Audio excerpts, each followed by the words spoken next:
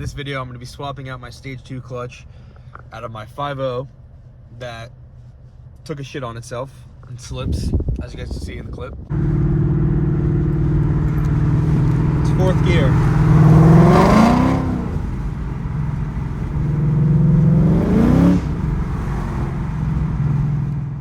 So yeah, stage 2 6-puck twin disc from Vengeance took a shit on itself and slips now. Never taken the car to the track. I do pulls in it every once in a while, but it's my daily driver. So the clutch maybe has almost 10K miles on it, which is kind of crazy considering that would technically still mean it's kind of brand new. So yeah, whack. But I'm gonna be taking the car to my work. I have a spare stage 1 clutch I bought from Joey when he got rid of his Mustang, so luckily I have that. So I'll be swapping that one back in, or that one in, to replace the stage 2, which somehow took a shit on itself. I don't know, crazy. I emailed the company.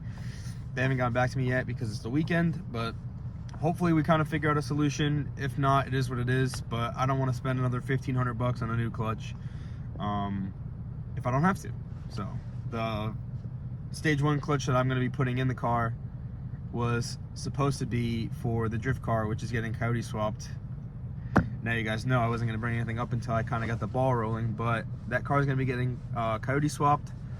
Not for a while, saving up some bread so this way I could kind of put it all towards it at once instead of just piecing things together. I have the main part of the puzzle, which is the motor.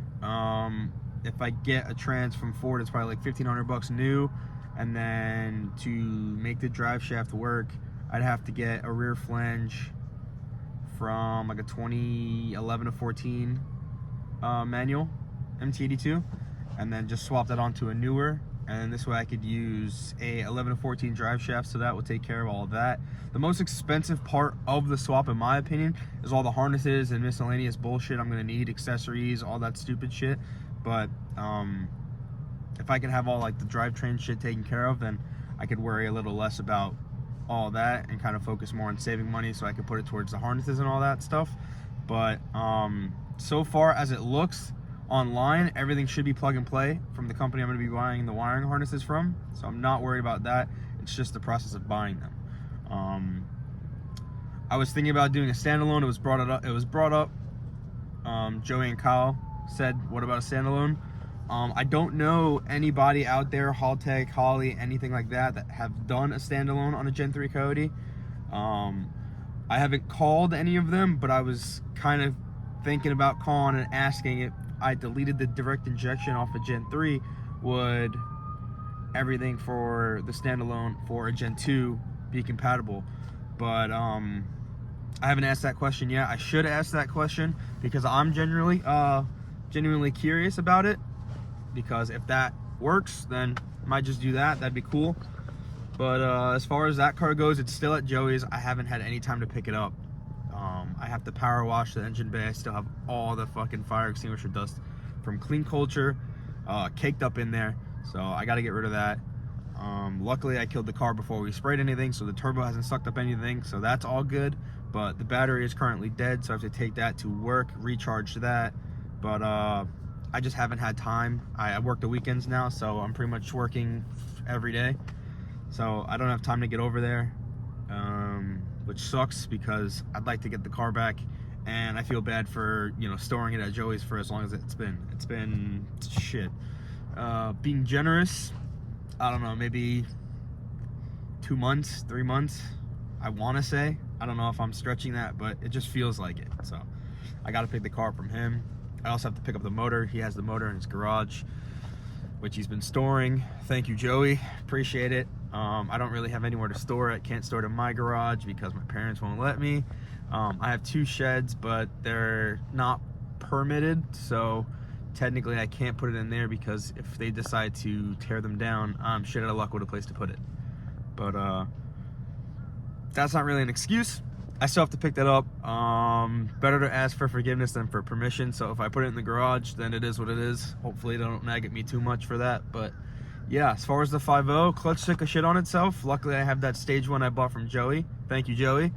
So yeah, during the week I'll try and get footage or I make it a priority to get footage on getting that thing swapped out.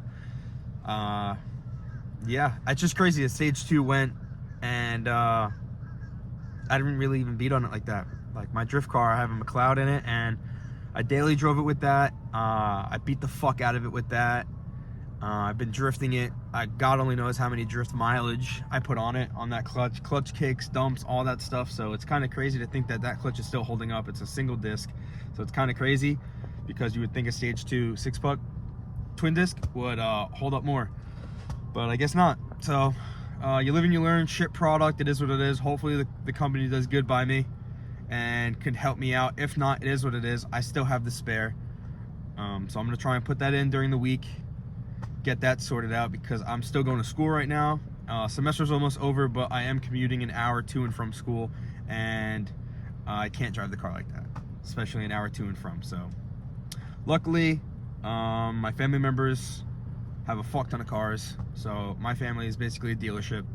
So in terms of getting to school, that's covered, but still I don't want to let the 5.0 sit. That's kind of stupid if I have a spare clutch for it. So I'm gonna throw that in there. But back to the clip. I know I've nagged along for 6 minutes now, so back to the clips. Rest of the video of me swapping the clutch, showing you guys the clutch, what it looks like if it was fucking dusted, glazed over. So we'll get back into it. All right, we're at the shop, got the car in here. We're gonna start cracking down on it. Gonna get the battery taken care of, take that out, disconnect that. We're gonna disconnect the shifter, so this way all that on top is good. And then we're gonna get the car up in the air, start disassembling things. I'll probably get back to you guys when the trans is out of the car, and then I'll show you guys the clutch, disassembling the clutch, and seeing what went wrong. All right, trans is out. Clutch doesn't look bad from the outside. I'm gonna take this all apart, put it on the table for you guys, and then we'll go through it, see what's fucked on it. Okay.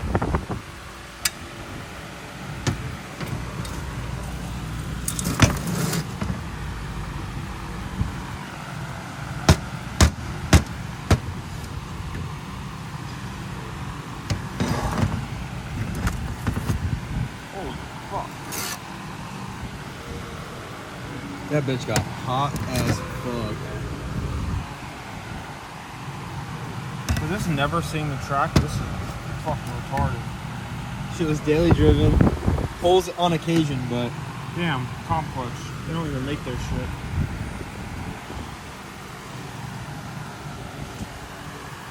yeah, this thing's never been in the track. You would think you would have held up a little better, but it is what it is. Fucking spare clutch right here. Same fucking brand, sadly, but it's a stage 1, so I just needed to get around for a little longer until I could buy a fucking better quality clutch. But yeah. Let me just show the flywheel as well.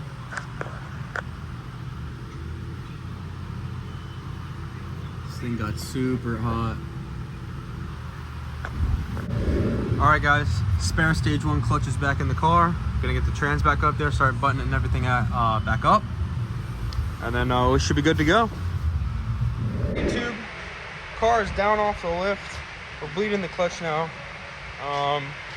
That's about it. I do have to go back up with the car, put the under tray back on. But other than that, new clutch is in, and yeah, hopefully this one lasts me a little longer. So we'll see what happens, but I'm gonna get the clutch blood, everything else buttoned up, and then we'll go on a rip, see how it goes. Round 2, I've tried taking this video 4 separate times in 2 days. So as you can see, car's working, it's functional, I'm driving it. Stage 1 clutch is in. I have to send the stage 2 back to Vengeance. They want to look at it for inspection. If you're some random Joe Schmo and you have to pay to get it installed and not get it paid to get it uninstalled to send it to them, really unfortunate. They don't really like pay for anything, not let alone even shipping to have the clutch shipped back. So shame on them, I guess. But anyway, I'm fortunate enough to be able to have done it myself, so it's no big deal for me. But yeah, I've been driving the car now for about 2-3 days. Clutch feels fine, definitely getting used to it. I haven't done any hard pulls besides the one I just did before when I thought I was recording. So I'll do a repeat for you guys. But this thing is just spin, spin, spin. No traction on this thing. I actually have a wheel set up. I have a set of wheels coming in the mail. I have the rears, the fronts are coming in the mail soon. I just ordered. I think they look tough as hell on this car. Drop in the comments what you think the wheel setup is, and what you might think it is.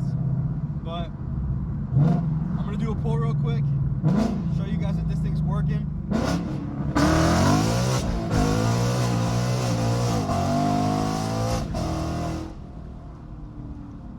Dang. Yeah, just spin city. I mean, it's fun, makes the car feel like it's got power, but it only makes like 500, give or take. I can make a separate video on that, on how to make 500 in your S550 with like 3 simple mods. But yeah, as you guys just saw, clutch is working great. I don't want to beat on it too much like that, but I needed an example for the video, so yeah.